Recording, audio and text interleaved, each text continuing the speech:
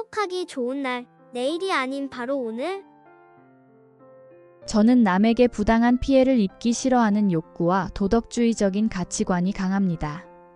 그래서 자신의 이익을 위해 비도덕적, 비양심적으로 행동하며 무책임하게 남에게 피해를 주는 행동을 서슴지 않는 사람들을 보면 화가 나고 적개심에 사로잡힙니다. 예를 들어 어떤 사람이 다른 사람을 배려하지 않고 정해진 규칙을 어기고 이기적으로 행동할 때, 그리고 대회에서 남들 모르게 부정행위를 저질러서 순수한 마음으로 참여한 사람들에게 피해가 가는 경우 심사위원이 뒷돈을 받고 부정하게 승부 조작을 하는 경우 등입니다. 부당한 일, 선 넘는 행위를 마주했을 때 그에 대응하는 제 행동은 점차 나아지고 있지만 마음은 평온하지 못하고 그 사람에 대한 미움으로 괴롭습니다. 이 괴로움에서 벗어나려면 어떤 마음으로 수행해야 할까요? 세상은 때로 우리의 마음에 무거운 그림자를 드리울 때가 있습니다. 남의 비도덕적 행동, 이기적 태도, 심지어 부정행위까지 목격할 때 우리는 자연스럽게 화가 나고 마음속에서 거칠게 파도가 일어나는 듯한 괴로움을 느끼게 됩니다. 질문자님께서 말씀하신 부당한 상황들, 누군가의 뒷돈을 받은 심사, 남을 배려하지 않는 행동, 규칙을 어긴 행위는 분명 사회적으로 옳지 않음을 많은 이들이 동의할 것입니다. 그리고 그러한 일들로부터 자유롭지 못하게 얽히는 감정은 가슴이 아리고 답답하게 느껴질 수 있지요. 하지만 우리가 먼저 마음속에서 질문해야 할 것은 그러한 감정들이 정말로 나 스스로를 위한 선택인지 아닌지입니다. 나는 왜 화가 나는가? 이 질문은 당신 내면의 고요한 마음의 본질에 다가가는 첫걸음입니다. 불교에서는 이러한 상황을 분간하여 진정한 수행의 시발점으로 삼으라고 가르칩니다. 방금 언급하신 상황들, 다른 사람들의 행위에 의해 내 마음이 상하는 경험은 사실 겉으로는 그들로 인해 고통받는 것 같아 보이지만 그 본질은 바로 나 자신의 마음에서 비롯된다는 점을 아셔야 합니다.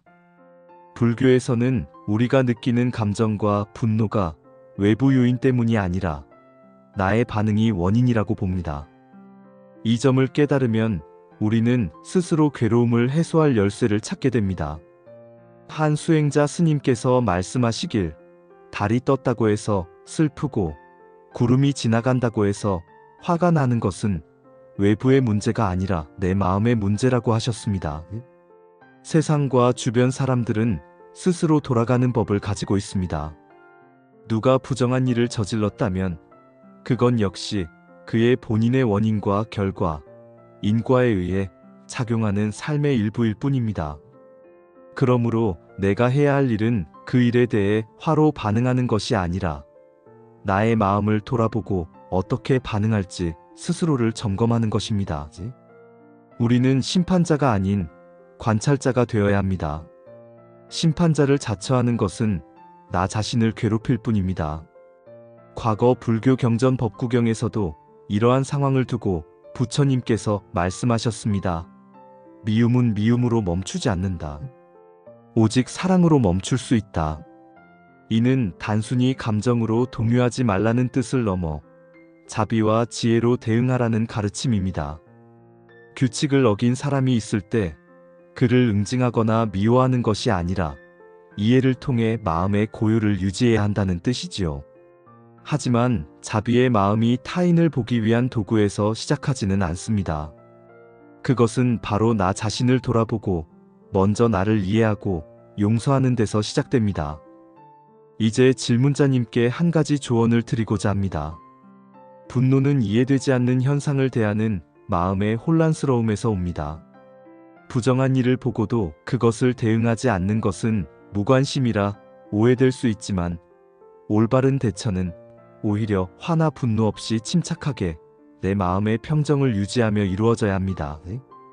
그렇지 않다면 화난 마음으로 누군가를 탓하거나 문제를 공격했을 때 그 결과는 의도치 않은 또 다른 갈등을 일으킬 수 있습니다. 화가 나는 순간 스스로에게 물음을 던져보십시오. 왜 나는 이것에 화가 나는가?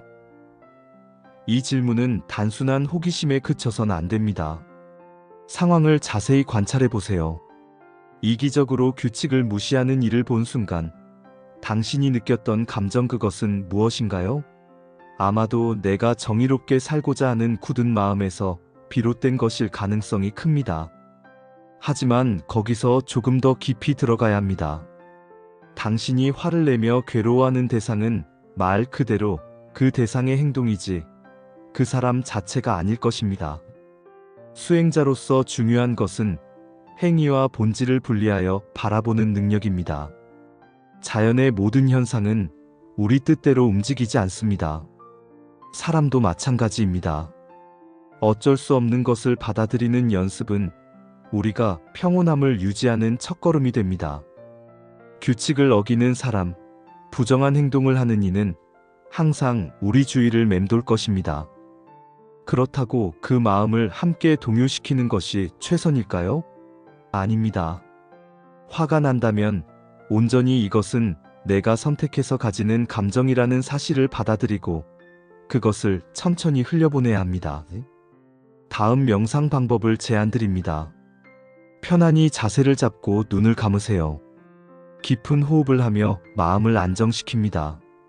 자신에게 부정적인 감정을 일으킨 상대를 마음속에 천천히 떠올려 보세요. 그가 한 행위로 인해 떠오르는 분노와 괴로움의 감정을 인정하며 느껴봅니다. 그리고 마음속으로 이렇게 자비의 말을 건넵니다.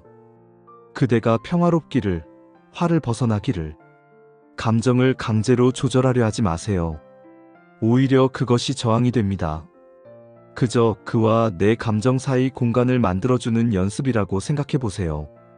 이와 같은 명상은 처음엔 어렵게 느껴질 수 있습니다.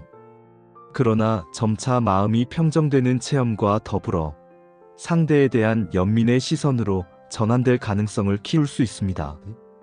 질문자님께서 지금 느끼고 있는 분노와 괴로움은 정의롭고 타인을 위하는 당신의 마음에서 온 결과라는 생각이 듭니다. 하지만 이 정의감이 자칫 내 마음에 괴로움을 불러 지속적인 미움과 판단이라는 굴레에 빠지게 할 수 있음을 깨달으셔야 합니다.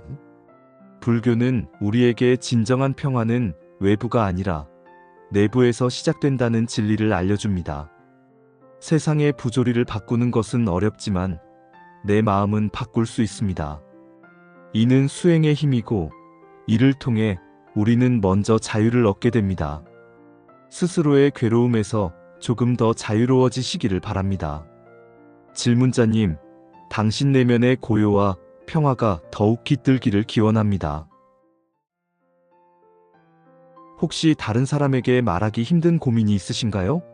익명으로 고민을 나누면 어쩌면 고민이 반으로 줄어들 수도 있습니다. 댓글이나 메일로 같이 나눴으면 좋겠습니다.